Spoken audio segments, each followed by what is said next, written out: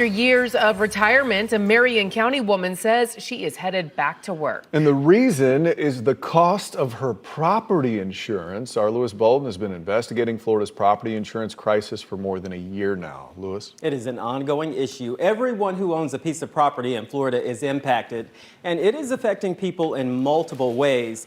Even lawmakers who supported new legislation say what they just passed in May, which has already taken effect, is not enough.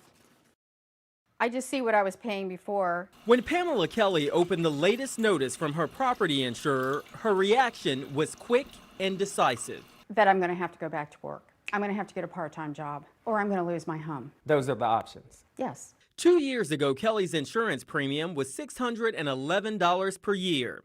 In 2021, it more than doubled to $1,552 a year. This year, it hit an all-time high of more than $2,248 annually, nearly quadrupling what she paid just 2 years ago. Living here, where there's hardly any hurricane activity here, I mean, very little, this is exorbitant. It's just unbelievable. The increase in your insurance rates, that's the tipping point for you having to go back to work. Absolutely, because now that's going to increase my house payment considerably. Kelley is by no means alone. There is people on fixed incomes who are really going to struggle unless the legislature gets their hands around this thing. State Senator Jeff Brandes pushed for the legislature to have a special session on property insurance. It happened back in May, and even he is disappointed with the outcome. The whole special session was like we treated stage 1 cancer, but the patient has stage 4 cancer, and we should have gotten a lot more aggressive than we actually did. The first shot at homeowners seeing some relief was supposed to be at the end of June. That's when insurers that participated in the state's newly created WRAP program were supposed to reduce their rates to reflect the cost savings from participating in the program.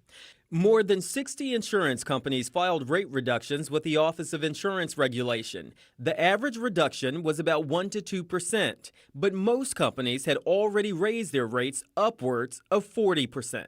The simple truth is the WRAP program is spit and chewing gum compared to what the state really needs. So if the outcome we wanted was more competition, lower prices, and a better, healthier market, that bill didn't get us there. The legislation passed during the special session was written by Republicans and passed overwhelmingly in the Republican-controlled legislature.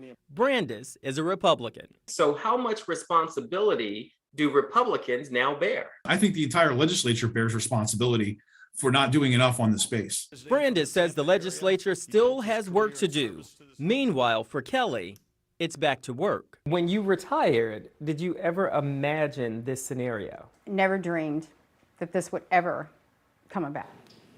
Now, Brandes believes the state should do away with insurance companies paying plaintiffs' attorneys' fees after lawsuits and do away with assignment of benefits. He also believes in allowing for actual cash value or prorating roof replacements.